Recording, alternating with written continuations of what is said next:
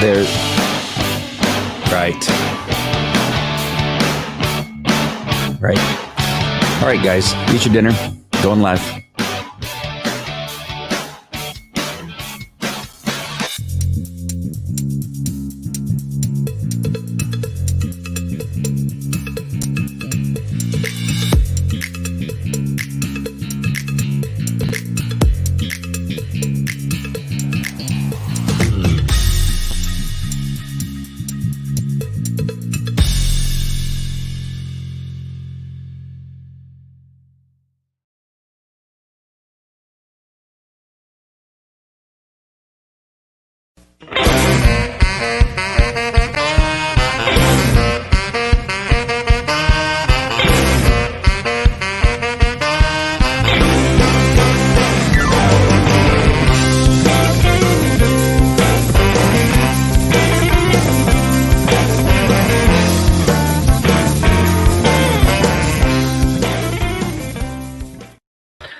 Hello, my friends. It's Andy coming to you live from Orange County, California.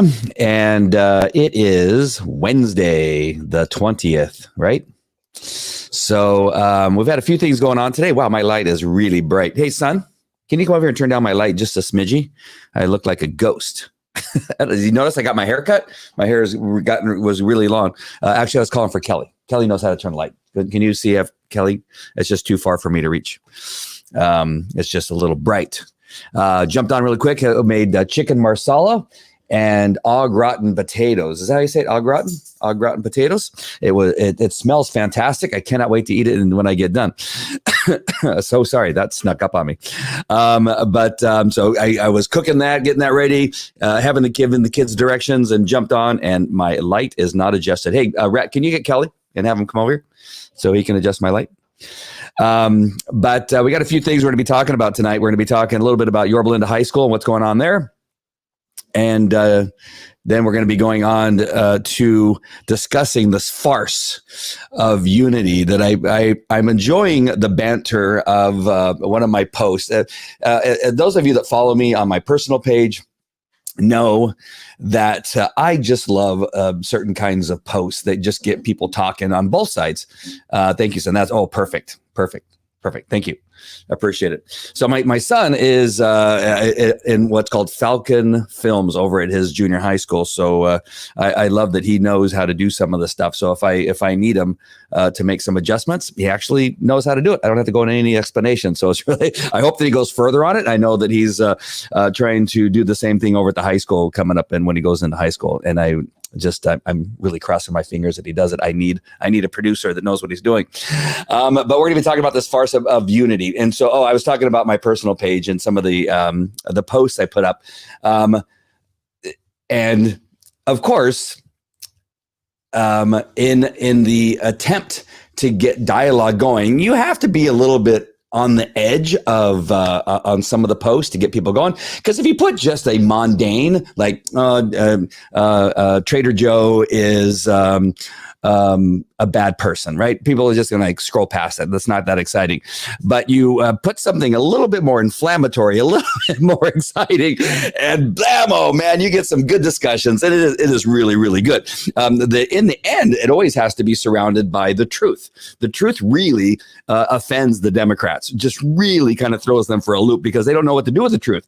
They always end up, I have a couple, winners that never disappoint me with their ridiculous comebacks. It always involves in calling me some type of name or telling me how uneducated I am, or almost always, there's not even an or, and includes something about the President Trump. Always has to include something about President Trump. And the third funny thing is that it really goes to show you the Democrats have nothing else to do.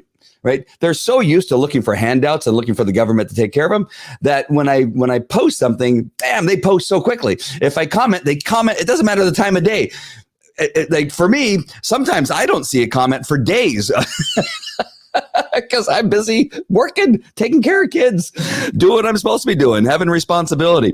But man, it's just like it is really pretty fun dealing with Democrats because they're so easy to to get started. So, all right, so let's get to, hey, Dale, nice to see you. And so let me go ahead and talk about Yorba Linda just a little bit. It's not going to take long to talk about Yorba Linda High School. But though, just to kind of catch you up, in Yorba Linda High School, there's a teacher who lost to a candidate who obviously won, became a conservative school board member.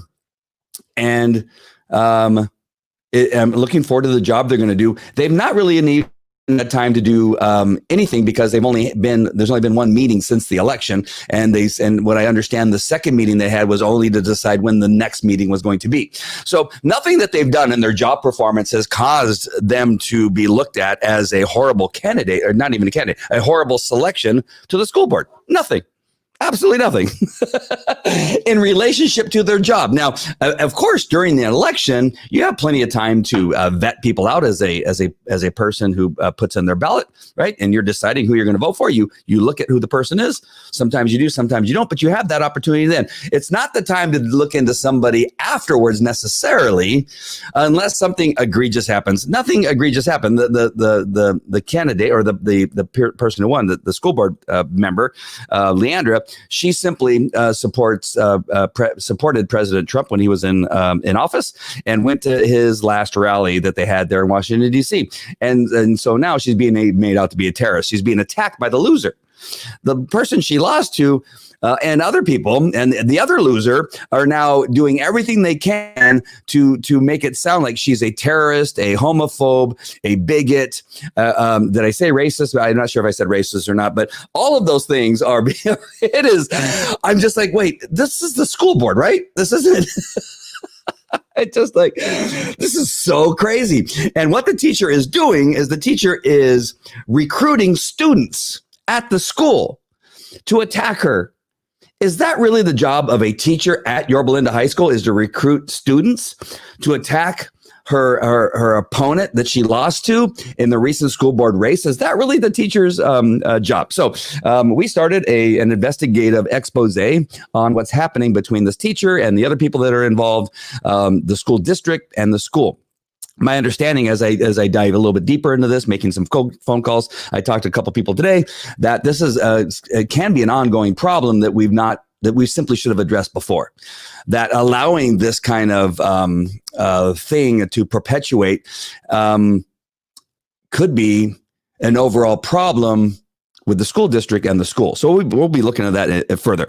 One of my updates is that I sent out an email yesterday requesting an interview with the school district supervisor, the principal, and the principal pro temp. I believe that for whatever reason, there's two.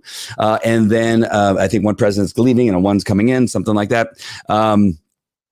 And the teacher herself. So Susan. I mean, I'm just going to leave it at that.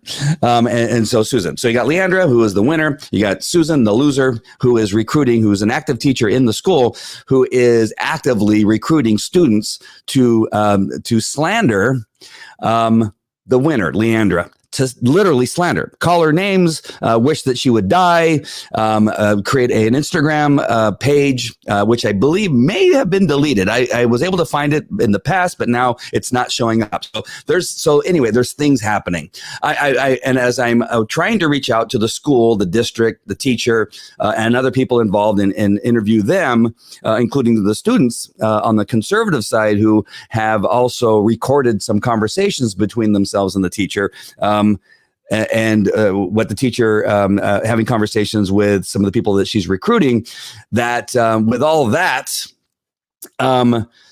we have activity, right? As the show begins to put focus on what it is we plan on doing with our investigators, our attorneys, and things like that, you can see silently things happening in the district and at the school.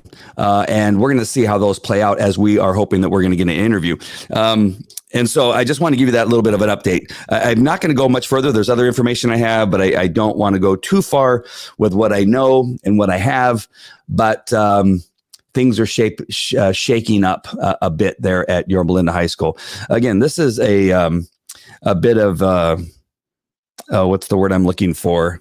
At police departments, you kind of get the same thing. You get a culture. That's the word I'm looking for. You get a culture that is not really good for these organizations. So in, say, LAPD some years ago, there was a culture in the Newton division that was a little bit harsh in how they handled suspects. And back in the day, there are things that were done that got some things accomplished in regard to investigations for some of these violent criminals.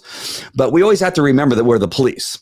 We can't not ever become the suspect. We cannot ever become the bad guy when it comes to good guys versus bad guys, right? You don't want your good guy necessarily becoming a bad guy. Now, in this culture that was occurring in the Newton division, which is very famous, by the way, I'm not bringing up anything that nobody hasn't heard of that has followed law enforcement for decades. But the Newton division, was known as Shootin' Newton because there were lots of shootings in the Newton division, but also because of being in that environment every day, police officers began to get a little bit harsh in the way that they were handling suspects. And so the culture began to change. The culture in the police department was one that it was acceptable to be heavy-handed with the arrest of a suspect. And I'm going to leave it at that. I know other details in that too, because I had friends that were over there at Shootin' Newton. And same thing happened at the LA County Sheriff's Department, the Orange County Sheriff's Department. It even happened at Anaheim Police Department, where I was a police officer, that certain divisions would have a culture that went beyond what they should go. That is apparently what may be happening at these schools, even here in Orange County, which is which would be called, at least in the past, a conservative community. Mostly conservative community. But we have some liberals that have slipped in there, and as conservatives have done in our country and even in our small communities, we tend to kind of sit back and go silent, and we kind of let these people kind of get out of hand and allow this culture to develop where they began to change what it is that they believe their job is and their role is. And that becomes more of, now they're going to be teaching children how to be liberals as opposed to teaching them math and reading and arithmetic. Math and arithmetic are the same thing. U.S. history and that kind of stuff. That their job now has suddenly become not necessarily just teaching them the R's of education, but to teach them how to be flaming crazy ass liberals.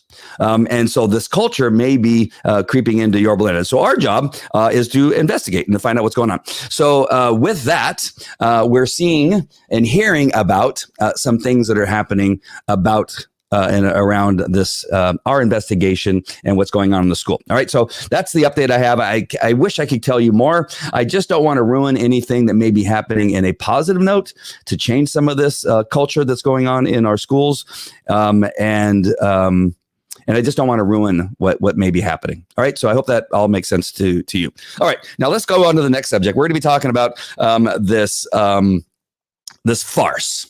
This farce that somehow, suddenly, the liberals, the Democrats, want unity in our country. And I find it so humorous. It just is it is a farce, right? And so I put up a post about, and again, this is it can be very childish. Some of my posts can be very childish, but again, understanding the goal of the post is to get a reaction, to begin having these dialogues, to pull some of the cockroaches out of the darkness, the uneducated and the educated Democrats that just cannot contain themselves. They see my post and I can just hear them going, I'm not going to say anything. Oh, he's doing it again. And you see them like rocking back and forth in their chair at work, and they're going, oh, there's Andy again. He's putting a post. No, I'm not going to comment. I'm not going to. And then they finally, one gets up that I put up and they go, oh, that's it. He's called me an idiot for the last time. And no, what happens is you prove yourself to be more of an idiot than you were in the beginning. And so one such post, again, is the one where I said that Kamala Harris looks a little bit like Barney because I didn't know Barney was a Democrat. And so there's a guy on there. So we'll just start with Al. So Al says something like, purple is the perfect choice for today as a symbol of unity. Not red, not blue, but mix.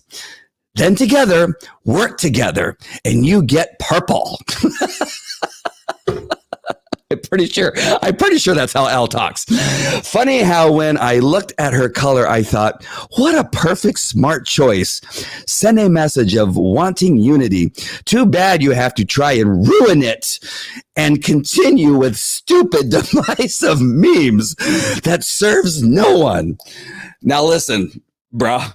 Listen, Boomer. I don't know how old I don't even know who Al Young is, but Jennifer right after says, Al Young, oh please, and that's basically what I'm saying. And then there was a number of links after that.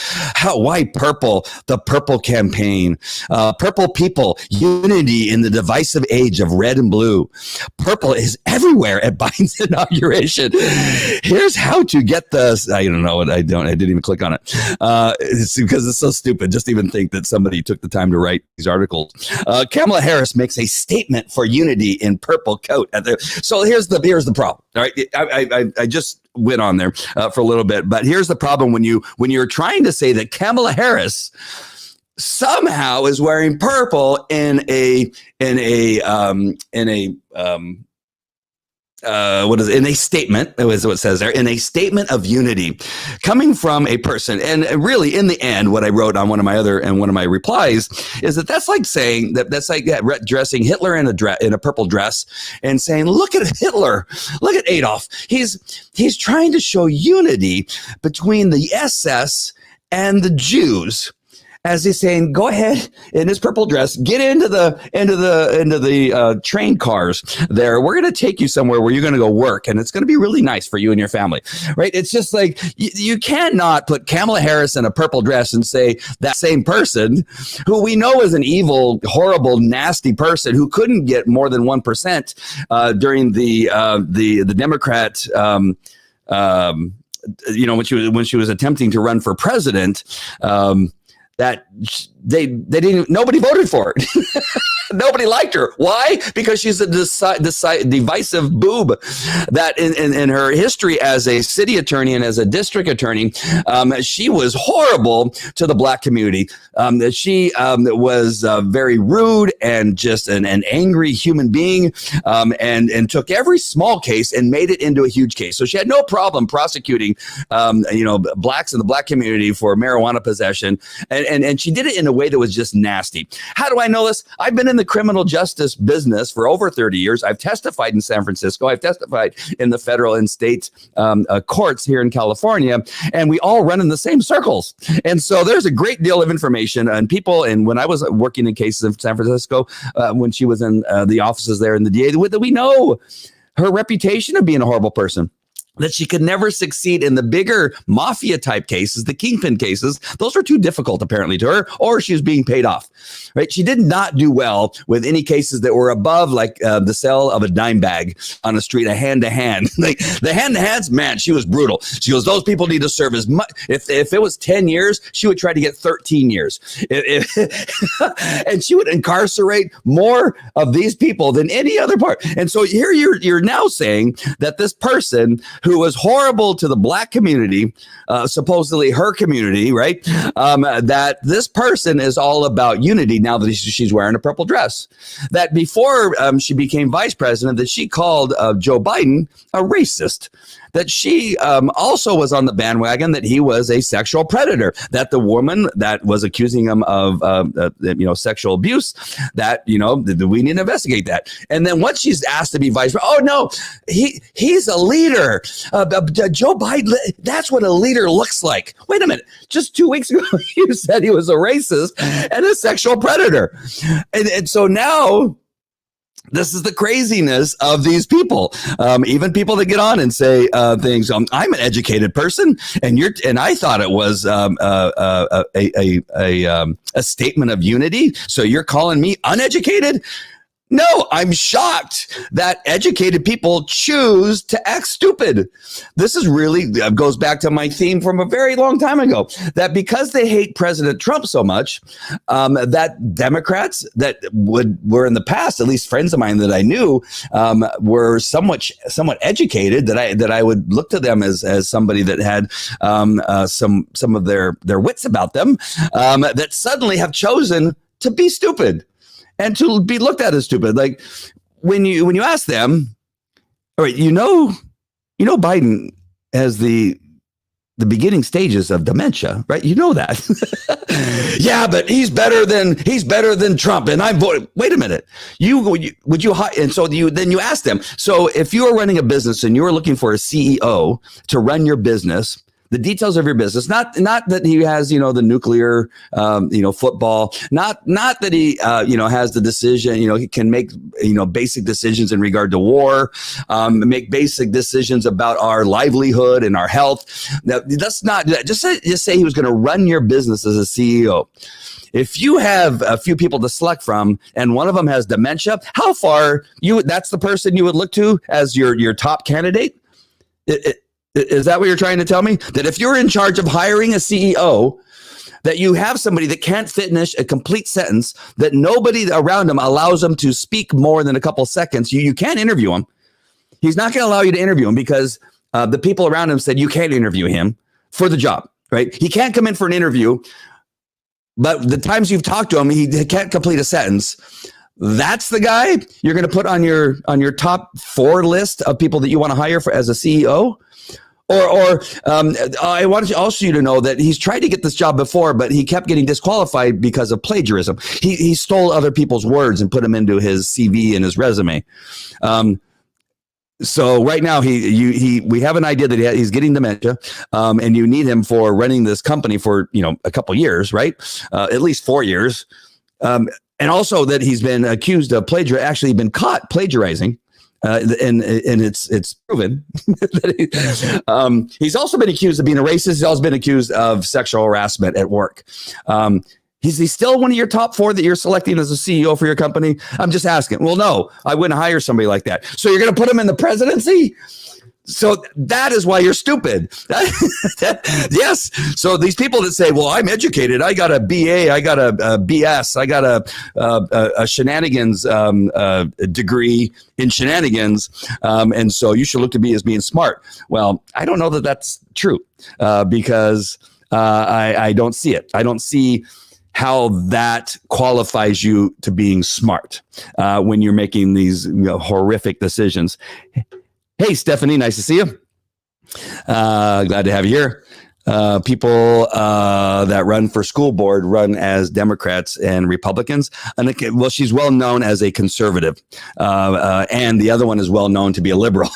And so, and none of them made it quite. No, they ran as nonpartisan. However, it's very clear that Leandra, as a conservative, and 2 other conservatives got on the school board. So yes. So as far as that's concerned, yeah, yep. You wrote that twice. Okay. And so what I want you to do now is I want to transition over to one of the other parts I talked about in my comment to this person who claimed to be educated and voted for Biden, by the way, and saw the purple dress as a sign of unity from a nitwit who's never had unity. I'm pretty sure her definition of unity is a little bit different than mine, because Kemma is also the one, remember, who bailed out the all those people that were looting, shooting police officers, and catching the federal buildings on fire, police stations on fire. She raised money to bail all those people out, right? And that's supposed to be unity, right? That she called police officers thugs. I could just go on, right? We could just go on all the things she did, leading up to her election. Nothing in any of that is that she was wanting to unite the country, and still does not, by the way. And so we have that. So now let's look at something in regard to freedom of speech. Obviously, the Democratic Party has no interest of maintaining our freedom of speech. They're encouraging platforms like Twitter and Facebook to silence conservatives. They've said so out loud on the platforms and on whatever news platforms that they're using, that freedom of speech is one of the things that conservatives cannot have, right? Only Democrats can burn buildings down and shoot police officers and blind them with lasers. Only Democrats can. That's okay. They can do that, but conservatives, it is terrorism. It is sedition. We need to impeach the president because some of the people in his party out of control over the Capitol building. But for 6 months, theirs completely destroyed all the Democratic-run cities. That's okay. That's perfectly fine, you dipwit. All right, so let's find out why. And we're going to look at Dennis Prager, who's being discussed on the Dan Bongino show. And I'm going to run this for a little bit. It's going to be a couple minutes of it, and I may stop it and start it from time to time. But you're going to want to listen to what Dennis Prager had to say. And I just like having Dan Bongino's little bits in there that he also throws in there as an added bonus. So you can hear what he has to say about the same thing, that it's just not me and it's just not Dennis Prager, that Dan Bongino can identify that the left really does not want you to have free speech because when conservatives have the ability to tell the truth and to use facts and to use science and to use persuasive argument and have the ability to actually be effective in debate, that's not what the Democrat, they don't want that. That is not something that is allowable. So let's go ahead and play a little bit of this. I'm going to bring it up and make it a little bit bigger there, and I'll mute my mic. This totalitarian streak on the left. And the title sums up his article beautifully, and it's worth your time. It'll be in the show notes, the newsletter. Check it out. Why the Left Has to Suppress Free Speech by Dennis Prager. So he talks about first something I've warned about often, that if you were just a minor student of history, if you've read a Charlie Brown encyclopedia as a kid, you would know that pushing the beach ball underwater and trying to silence your political opponents like leftist totalitarians do has never ended in anything other than death and destruction. Ever. It is a disaster for humankind. Prager addresses it in the opening paragraph. This is a short piece. It's not one of those 11,000 word manifestos. It's probably not more than 700 words, but it's worth your time. Prager says, hey, let us begin with this fact. The left always suppresses speech, always. Since Lenin and the Bolshevik Revolution in Russia in 1917, there's been no example of the left in control and not crushing dissent. None. This is what they do, the Bolsheviks and the left. He says there's one important difference between liberals and the left. Liberalism and liberals believe in free speech. He's talking about real liberals, not the fake ones we have now. He says the present leftist threat to freedom in America, the greatest threat to freedom in American history, listen to this, is made possible because liberals think they have more to fear from conservatives than from the left. Liberals do not understand that the left regards liberals as their useful idiots. Basically, what I suggested to you yesterday, that every totalitarian movement in human history where they've crushed dissent, crushed freedom, imprisoned people for their political beliefs, killed and tortured people, has always used useful idiots to get there. I can't. So here is the first time that you hear the term, at least in this show, of useful idiots. And that's where the words of uneducated and seemingly being okay with acting stupid is exactly what this is talking about. That they're being used and they don't even know it. That they've lost all their sense of intelligence. They've lost all of their ability to reason and to listen to facts. And then they get caught so far into the lie that they can't get out. And they're so afraid to get out because now those have to admit that they've been wrong the whole time. And so that's what makes a useful idiot. A useful idiot is one that either does not know that they're being used as a useful idiot, or somebody who at some point realizes they're being used as a useful idiot, and they're so caught up in it that they're not willing to say that they're wrong. How many people do you know this, that you've been in a relationship with, perhaps, or a marriage with, that at some point they've dug their heels in so much, even though that they know they're wrong, they're not willing to say they're wrong because they don't want to give you a win. right? And this is where this idea that I talk about, that's, gosh, it's so disheartening that there's so many Democrats. They have to, at this point, see that they've made a huge mistake. We're only not even a whole day in. Right. And he's already, did you see the stack? That's the only thing I saw today. I didn't see how many people were at the inaugural. Were there like 5 people? I'm not sure. Because all I saw was that one picture of Lady Gaga with this gigantic, it looked like a bird actually landed on her. And then I just saw the picture of Barney with the other 3 people in the picture. But that's all the other thing I say. And then I saw a picture with all of these executive orders that he's signing, that they're back into the Paris deal accord, right? They're back in we're immediately starting today. We're back in the Paris Accord. Dimwits.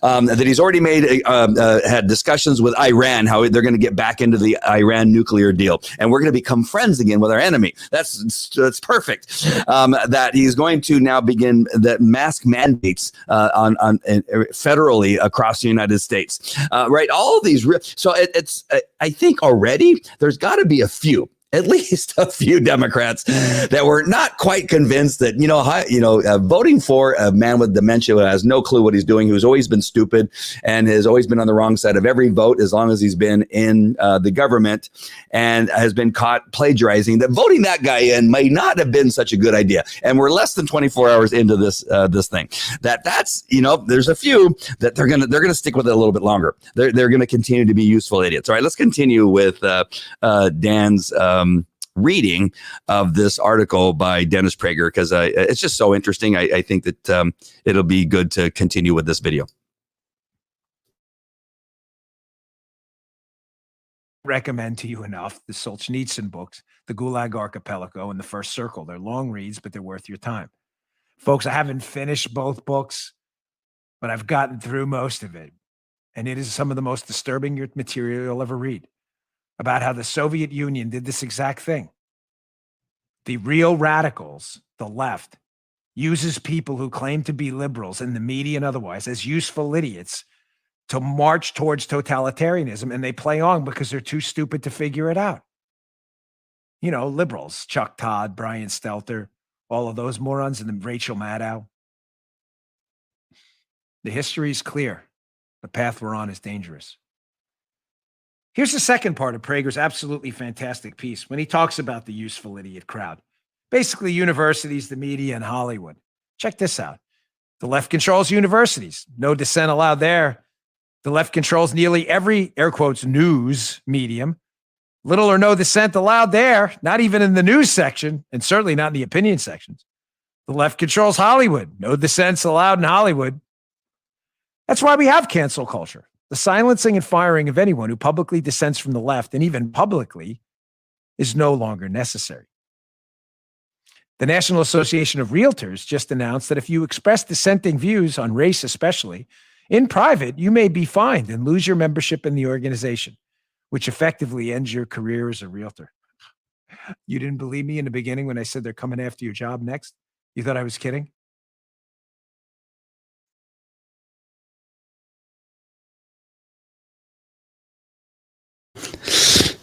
Yes. And so I've been telling you the same thing too, that they are coming after you, right? We never thought they would come here to Yorba, into California, but we see that happening in our school. That's how I'm hoping to bring these things together, that you see it in what he just talked about in the National Realtor Association. I think that's what it's called. I forgot exactly the name of it.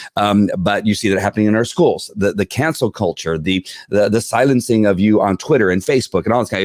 If you happen to say anything that's pro-conservative, the chances of you being silenced are pretty strong. Now, I'm going to read a little bit from my book here, The Color, Communism, and Common Sense. It's not one of the books that Dan just mentioned, but it's by Manny Johnson, a black man who fell into the trap of thinking that being a communist with the Russians, which Dan just talked about, was a good thing. And this book is very small. It's not as big as the books he's talking about. That's why I chose this one probably. The section here that I want to read on, and there's so much gold in this little book. This book has so much goodness. It was written in 1948, I believe. Let me go back and just look just to make sure. I went through this book at another time. 1958 is when it was published. Much of what he's talking about was in the 40s and in the early 50s. But here, what they're talking about, exactly kind of what they're talking about here, that many Negroes, intellectuals, artists, professionals, etc., were carried away with this outburst of interracialism. Here was an opportunity to be accepted by the other racial group. Secretly, they had always wanted to get away from the other Negroes.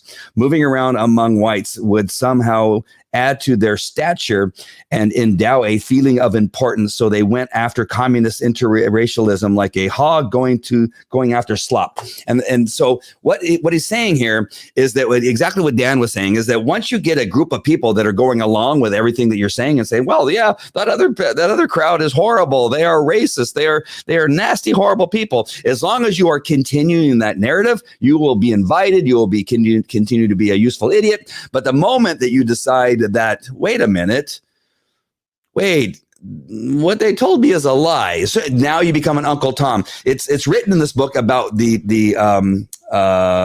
beginnings of Uncle Tom, which was actually not a bad word or bad name in the early stages, but the Russians used it to create controversy, and that if you now became an Uncle Tom in the black community, you are now for the other side, the conservatives and the Republicans. And so that's when this all started. It was the communists who developed the name Uncle Tom to use it against anybody who once was on their side, who now dissented and went for the other side and said, wait a minute, I think what you're telling me is a lie. Oh, you're an Uncle Tom. So they quickly gave him a name and demonized him through this name that they created. The communists created the name Uncle Tom. All right. And so it's really important. And it's written in this book. All right. So here is one thing that will further support what was just said. And again, remembering this book was written in 1958. First, during the latter 1930s, the Negro and White Reds, Negro and White Reds, the Reds are the communists, right? Fellow travelers et al. Waged an intense campaign against Harlem Hospital in New York. Inside information supplied by the Reds on the hospital staff told of crowded conditions and improper treatment. Some of this information was so derogatory that many dubbed Harlem Hospital the butcher shop. Street meetings, indoor rallies, United Front conferences made overcrowding and improper hospital treatment the main subject matter. Demands were made on the city officials for more and better hospitals without success. Charges of race discrimination filled the air. The Reds had a field day building up racial tensions. They created it. They really had a good time in promoting this racial tension that they needed more hospitals. Everybody was talking about the overcrowding in the Harlem Hospital. So a group of Negroes believing in doing something for yourself came up with the idea of a Negro community effort to found a hospital. Sounds good, right? They saw in such a project a chance to render great service to the people in the community and to show to the nation and the world an example of Negro resourcefulness. Jews, Catholics, Presbyterians, and others founded hospitals, so why not Negroes? The communists were not interested. In other words, the Democrats were not interested in a Negro hospital founded by Negroes and redounding to their credit. Negroes and redounding to their credit. Such a project would take away a key issue in racial agitation and radicalization and isolate the Reds. So they acted swiftly and decisively through their Negro intellectual tools in the community to kill the project aborting. And so this is where we see this happening in our Democratic communities in Chicago and New York. New York is a great example with Blasio and his wife. They were given millions and millions of dollars to make a difference in the black community, and nobody knows what that money was used for. Because the idea is not to use that money to benefit the black community. It is to claim that there's problems. It's to claim that that everything that's happening to them is because of the racist conservatives. It is in their benefit to always show that how horrible things are in the community so that they can get these millions of dollars donated them. But yet nobody can find out where de Blasio and his wife used the money to benefit the black community. They come up with 50 people that they helped that had some type of PTSD or mental health. 50 people, millions of dollars to help 50 people. Is that really a useful bit of money that was used in a way to change it? No, this is what happens. That if we change things, if we actually the black community, then what are we going to do? What are we going to use against the conservatives? What are we going to use against a president when there was a conservative president? What are we going to use to really show the black community that they need to continue to vote Democrat? Because we're the ones who are raising money. We're the ones raising money for you. And some of the community is going, okay, you're raising money. How are you using it? Because we don't see a difference. We don't see anything, right? And so you have a couple people that say, we've not seen anything. They're the Uncle Toms, right? The first people that blow the whistle and say, listen, you got $1 billion. I think it's close. It's a lot of money, whatever. It's a large amount of money that they cannot find, right? And so you got a couple people saying, what did you do with that? Oh, you're an Uncle Tom. You are against the black, right? And so they demonize those people. And so that's why the other people go, well, I'm sure they did something. They did help 50 people with the millions of dollars. What?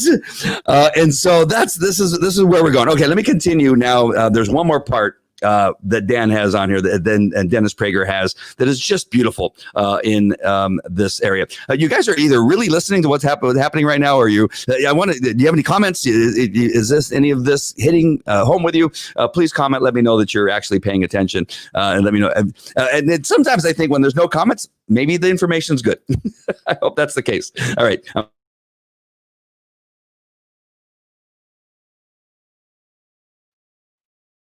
It's always a conspiracy theory until it happens, and it's not a theory, but it's a conspiracy. It's no longer theoretical when it happens, right? It's not a theory when it actually happens. So the title of the piece was Why the Left Must Suppress Free Speech. So Dan, get to the why. Why? Well, Dennis says something I've said to you often. Joe, I think you can vouch for me on this one. What have I always told you about the left? That the left never runs on ideas because their ideas are never backed up by any data, facts, or reality. Their ideas are ridiculous. So what does the left do to win elections? The same thing Biden did. They just tell you the other guy's a racist. They don't say, that's why the media propagandizes and runs with that, because the media understands if they actually start to ask the left questions, like, Joe, did you take a payoff from China? Joe, has hiking taxes ever worked? Joe, has totalitarian free speech ever worked? They're going to get crushing of free speech ever worked? They're going to get an answer they don't like. So what do? They just say the other guy's a racist. Vote for us. We'll protect you. That's their only strategy. Have I not said that to you for 5, 6, 7 years now? Well, Dennis Prager, a much smarter man than me, says it more eloquently than I can in the final portion of his speech, of his piece, which is worth your time. Digest, chew the cud on every single bit of this. Tattoo it on your brain. He says the answer, though the left won't acknowledge it, is that the left fears dissent, and they do so for good reason. Leftism is essentially a giant balloon filled with nothing but hot air. Therefore, no matter how big the balloon, the Democrat Party, the New York Times, Yale University, all it takes is a little pin to burst it. Leftism is venerated by intellectuals, but there's little intellectual substance to leftism. It's a combination of doctrine and emotion. You want the proof? Those with intellectual depth do not stifle dissent. They welcome it. That is why universities are so opposed to conservatives coming to speak on campus. One articulate conservative can undo years of left-wing indoctrination in a 1-hour talk or a Q&A. Prager says, I know this from personal experience on campuses. You can too. Watch the speeches given by any conservative allowed to speak on a campus. You ever watch the Dinesh D'Souza, Milton Friedman videos on college campuses? As leftist indoctrinated college kids for the first time hear the truth? You ever see the eyeballs? You ever see the faces? Do you ever see the rage by some who for the first time rage out at Dinesh or others because they realize their entire lives are a lie? The entire leftist balloon, enormous, the size of the state of Texas, or maybe California is a better analogy, burst with one little pin. The house of cards falls apart because everything you believed was fake. Marxism's a path to genuine equity, the new buzzword. High taxes are a way to save the economy. Public schools are going to educate your kids better than your own choices in education. Governments can run healthcare better than doctors and patients. All of those ideas are farcical, not backed up on any data, have literally killed people. In the case of Marxism, hundreds of millions. What must it be like to be a leftist on a college campus, told all that nonsense for years, not but not backed up or based on any fact or data, and you have one conservative speaker in a 10-minute Q&A that bursts it all and your whole life falls apart? And so again, I hope I'm streaming these things together between why it's important for us to pay attention to what's going on in our school in regard to a school board member and a teacher who's decided that it's her job to destroy the life of the person that she lost to simply because she lost her. That her job now somehow is to inflict pain on this woman using the children that we as parents, because I have children in the school district, that we as parents have entrusted her to spend time with our children, not to use them as useful idiots in her ploy to destroy somebody else's life, because she simply doesn't believe what Leandra believes, or doesn't like what Leandra likes, or doesn't like what Leandra says, that we've entrusted her not to use her or him as a useful idiot, but to teach them and educate them. And so I'm gonna continue here with my book. And the only reason I'm doing this is because I want to show you that this isn't just coming from one source. You got Dennis Prager, a great thought leader in our community, right? You got Dan Bongino, a former police officer, Secret Service agent, who has a distinguished career and has been run for office, and has this great podcast where he looks at facts. And then I have this other book, and my experience as a police officer, 21 years, and what I have done in my life as far as investigating police officers. I've investigated hundreds of police officers throughout North America, United States and Canada, in wrongdoing. I've investigated cases on the border and the things that you were told, obviously early on, that what was happening on the border, it was all a lie. And so I could go on. All right. And now I will have this book by Manning Johnson, again, Color, Communism, and Common Sense, written in 1958, about the very things that Dennis Prager is talking about, that Dan Bongino's talking about, that I talked about over the years. And here we're going to talk about chapter 7 of this book, Creating Hate. And I'm going to read a few paragraphs here, so please be patient as I read through it. But in the lines of what we just heard on the piece from Dan Bongino's show, I think this will help support exactly what it is they're talking about. And again, whenever you hear the word red, just put Democrat. That's exactly what we're talking about. All right. So here we go. The red propagandists distort the facts concerning racial differences for ulterior motives. All the right is not on the Negro side. The right being conservatives, right? Neither is all wrong. The same holds true with regard to the white man's side. The repository of good or evil is not to be found in any particular race. Black men are just as good or as bad as white men. Yellow men are just as good or bad as brown or red. It ill behooves anyone to speak about the other. White men sold white men as slaves. Black men sold black men as slaves. Black rulers are no more humane than yellow, red, or white rulers. Neither are they less brutal. The placing of the repository of everything right and just among the darker races is a dastardly communist trick to use race as a means of grabbing and enslaving the whole of humanity.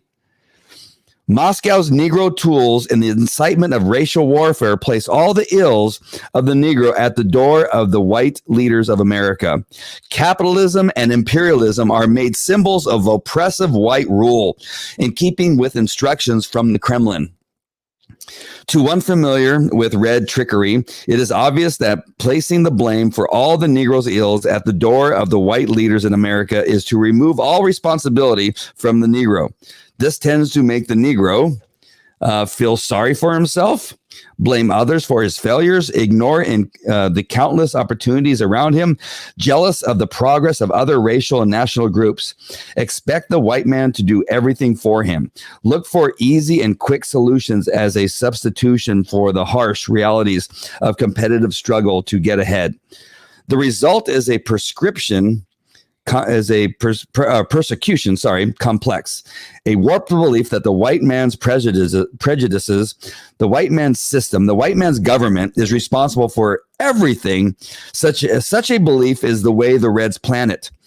For the next logical step is hate that can be used by the Reds to accomplish their ends.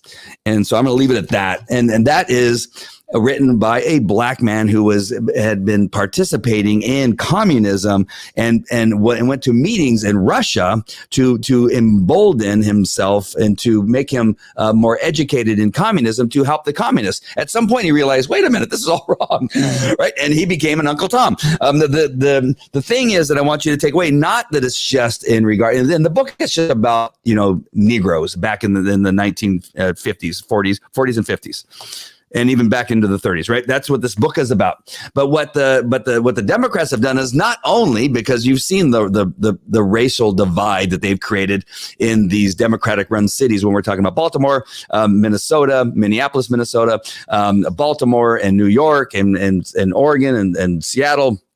Is that they surely have tried to make sure that the race part of it with Black Lives Matter is a huge part of their divide, but they've also used it for transgenders and homosexuals and I can't think of all the different types of labels they've given people, but anybody they've given a label, you are now being held down or you are being punished for what it is you believe or how you feel by the Republicans. They don't love you. They hate you. And this is obviously not true. And so this could be used, just replace the word Negro back then when this book was written with some of the other labels that the Democrats give people. It is the Democrats that give people labels, not the Republicans. We believe in Jesus Christ. We believe in, most likely, more than anything else. I'm sure that there's conservatives that are atheists and other religious, Jews and whatnot.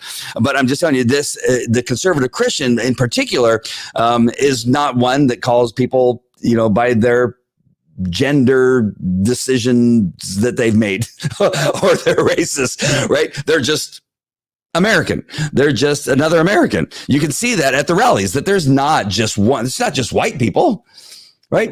We've seen gay people there. We've seen black people there. We've seen Mexicans. We've seen Asians. We've seen mostly people that have come from other countries that they were escaping from communism. They were escaping from Marxism. Those people are all at the Trump rally, and they're all from other countries, but they are looked at as conservatives. We look at them as black, as brown, as yellow, but the Democrats do. But somehow them using these labels is okay, but us looking at them as people and as Americans and that we all should live together and love one another is somehow horrible and should be looked at as evil. And so now, circling back to the beginning of this discussion, is that when you tell me as a Democrat that you voted for Biden and you think the purple dress today was about unity, you are off your rocker, because that is nothing that we have seen from them, especially over the last 4 years when they started 5 years, when they started investigating and illegally spying on the president and the people in his organization, and continued the farce and the impeachments and the attempts at catching him at something. And this is the thing. They had thousands of people, including the media, looking for something on President Trump, and they never found anything. And that's probably what pissed them off more than anything else. Like, there's got to be something where we have all kinds of stuff that you can arrest us for. How can this guy be so clean that we can't find something there? I mean, they're looking around. They're looking at Swalwell. Hey, you're sleeping with a Chinese spy. Like, look at that. And look at all the stuff that you've done, Swalwell. And we could have you impeached. We could have had you arrested for, colluding with spies. But this guy comes in here with not a politician, and we can't find anything. We've tried for 5 years to get this guy, and we cannot find nothing. Look at Biden. He's like his whole family's a crime. He runs a crime family, getting millions and billions of dollars from China and Russia and the Ukraine and from Iran and from Afghanistan and whatever else they were getting. He was running a complete crime family. And look at that. We could have arrested him for 10 different things, but we cannot find a thing on this other guy. They got thousands of people looking to get something. And so unity, you can just kiss my ass is what you can do because, sorry, kids. They left. Because yes, those of you that are commenting that, well, I'm educated and I voted for Biden. Really? All right, my friend. Then stop acting stupid. All right. I hope this has been helpful. I don't know. I mean, it's awareness. What I hope to do with these shows, and when I get kind of on these rampages like I am tonight, is that I just don't want you to go back to sleep. I don't want you to stick your head back into the sand. I don't want you to get so beaten up that you give up. We cannot. That is how we ended up in this mess. And again, I know I always end it this way, the same way all the time. And I know you get punched in the face. But we're in a battle. We're in a fight. If you give up, you will die. We will lose our schools. We will lose our children to this tyranny. Do not give in. Do not. I know you're tired. But we're just beginning. This is only day one. We're not in the first 24 hours. We have to continue this discussion and point out every bit of what they're doing, which is this is one of their playbooks. They have a number of playbooks. This is one of them. Read this book, Color, Communism, and Common Sense. It's small. Look how small it is. You can read this. Every bit of what they've done over the last 5 years is in this book. Again, all you got to do is replace the Reds with Democrats. That's all you got to do. And this is their playbook. This is what they're following. This is one of them. The books that Dan Bongino mentioned, they're following those books. This thought of unity is a farce. Do not trust it. Do not believe it. I know they're trying to get you to be one of the useful idiots. Do not fall into their trap. I know, Andy, you're being divisive. What did that idiot say? Al, who's Al? I don't even know. I got to look and see who Al is. I don't even know who he is. But what was it? Purple is perfect. Oh, I'm sorry. Purple is the perfect, and it's in capitals, perfect choice for today as a symbol of unity. Not red, not blue, but mix them together. Work together and you get purple. Funny how when I looked at the color, I thought, what a perfect smart choice. To send a message of wanting unity of mother of pearl. Too bad, Andy. You have to try and ruin it. You horrible conservative, Christian conservative. You have to ruin it and continue with stupid, divisive. Should I say divisive? Divisive memes that serves no one. I worked hard on putting that Barney head on Kamala. I love Canva. You could put a Barney head on Kamala and the rest of her costume, and it's one of my favorites that I've created. I know it's childish. I know you don't have to tell me, but it's the only way I get reactions from people and get them to respond. So we can do this. We can show the stupidity. All right, my friends. I hope this has been good. And somebody asked me about my haircut. Yeah, I got a haircut today. I finally found a barber. I went to the barber that Carl recommended in Westminster, and he just trimmed it up a little bit. My kids like it a little bit longer, so I didn't go my normal short haircut. And so, yeah, so I got my hair trimmed. I wish I would have got it trimmed for the wedding on Saturday, but I couldn't find a place. I went to 4 different barbers, and they were all closed. This guy says, "Screw that!" They were busy. They had like 5 barbers. When was the last time you saw 5 barbers working at the same time inside of a barber shop? That's what was going on inside this barber shop. It was really cool, and the guys were nice. And so I went there. Somebody asked about a haircut. Why am I not seeing it now? I have not given up, but silenced. Yeah, you were silenced. I saw that. Thank you. Yes, I'm not sure if you saw that. Yeah. I'm not being secretive anymore. Oh, thank you, Cindy. I appreciate that so much. So much. Good catch. Where was the haircut comment? I know I saw it in there. Or did it go away?